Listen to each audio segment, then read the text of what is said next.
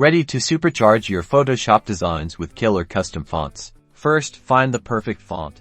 Head to a font website like Google Fonts or .font. They offer tons of free and paid options. Browse and download the font file, usually a TTF or OTF file, to your computer.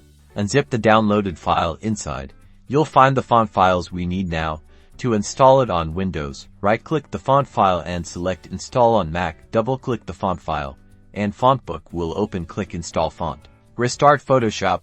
This is crucial. Photoshop needs to refresh its font list now. Select the text tool, look for the font drop-down menu at the top, scroll through or type the name of the font you just installed. Boom, there it is. Select it, type your text, and watch your design transform. Now, you can add your font to any design.